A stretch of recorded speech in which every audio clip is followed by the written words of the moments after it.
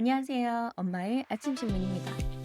여러분 혹시 기억하시는 분 계시겠죠? 우리나라 자동차 산업엔 삼성자동차와 대우자동차 두 개의 거대한 이름이 있었습니다. 두 기업이 무너졌을 때 무너진 것은 회사만이 아니었습니다. 삼성자동차 1994년 출범 후 2000년 르노의 매각, 수천억 원 손실과 함께 수많은 협력업체 도산, 상용차 사업 철수로 이어졌습니다. 대우자동차는 부채가 18조 원, 부도 당시 9천여 개 협력업체 60만여 명 일자리가 충격을 받았고 금융권도 수조 원대 부실채권에 빠졌습니다. 그때 우리는 뼈저리게 느꼈죠. 자동차 산업이 흔들리면 한 회사 문제가 아니라 나라 전체가 흔들린다는 것을요. 그래서 오늘은 현대자동차 그룹이 지난해 우리나라 경제에 기여한 금액이 359조 원이라는 기사가 나와서 이 영상을 만들게 되었습니다. 이는 국내 100대 기업 중 1위이고 우리나라 전체 산업 생태계에 거대한 영향을 주는 수치입니다. 최근 발표된 CEO 스코어 분석에 따르면 현대차 그룹이 2024년 한 해 동안 우리나라 경제에 기여한 금액은 무려 359조 원입니다. 이건 어떤 의미일까요? 기업이 단순히 돈을 벌어서 끝나는 게 아니라 그 돈이 어디로 흘러가느냐가 중요합니다. 현대차 그룹의 기여금 359조 원은 이렇게 구성되는데요. 협력업체 구매대금 306조 원, 자동차 한 대에 들어가는 부품이 무려 3만 개나 되니 수많은 협력업체들이 이 돈을 통해 먹고 산다는 거죠. 직원 급여가 34조 원. 단순히 고용하는 것이 아니라 양질의 일자리까지 함께 창출하고 있다는 이야기입니다. 세금이 9조 원입니다. 기업이 낸 세금이 복지, 교육, 국방 등 국가 곳곳에 쓰이겠죠. 배당금이 7조 원, 이자 비용이 1.6조 원, 기부금 3천억 원까지 포함되어 전방위적으로 돈이 순환되며 경제 생태계 전체가 돌아가게 하는 역할을 한다는 것입니다. 이렇게 벌어들인 돈을 다시 국내 투자에 쓰는 것도 중요한데요. 올해 현대차 그룹은 사상 최대인 24조 3천억 원을 국내에 투자한다고 합니다. 대표적으로는 기아 전기차 공장, 현대차 전용 전기차 공장이 여기에 해당이 됩니다.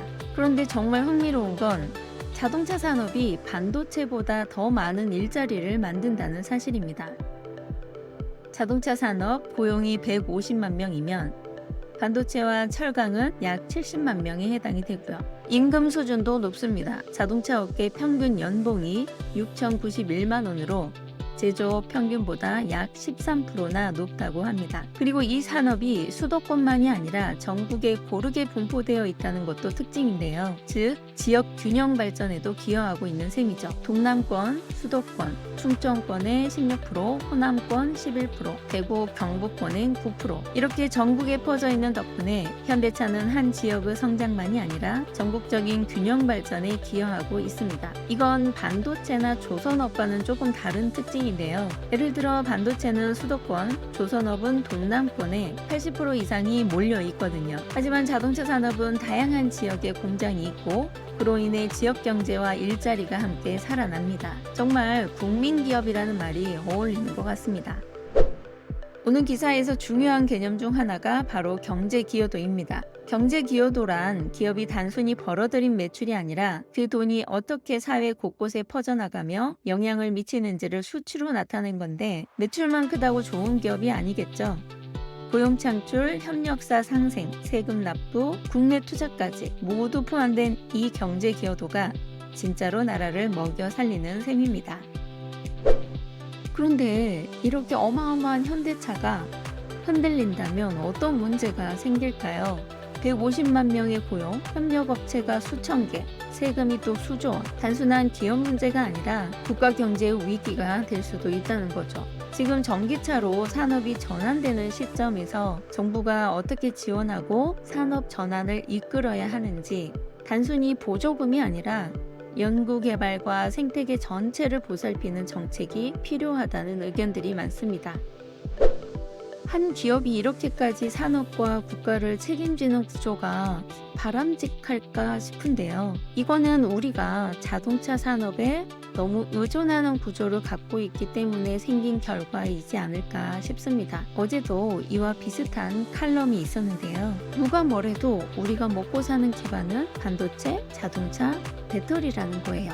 이 셋 중 하나라도 자초하면 국가 전체의 공급망이 흔들린다는 건데, 자동차라는 게 단독 산업이 아니라는 거죠. 배터리, 반도체, AI, 로봇 기술까지 맞물려 돌아가는 융합 산업입니다. 예를 들어 자율주행차 한 대에 들어가는 메모리 용량은 스마트폰의 20배, 전기차는 배터리 산업과 연결되어 있고, 차량용 반도체는 국가통신망, 데이터 처리 인프라와 또 연결되어 있습니다. 이 말은 곧 자동차 산업 하나가 흔들리면 반도체와 배터리도 같이 무너질 수 있다는 뜻이라는 거죠. 자동차 산업은 그 자체로만 중요한 게 아니라 수십만 명의 삶, 수천 개의 회사, 수조 원의 세금과 수출을 연결하는 국가 경제의 순환고리입니다.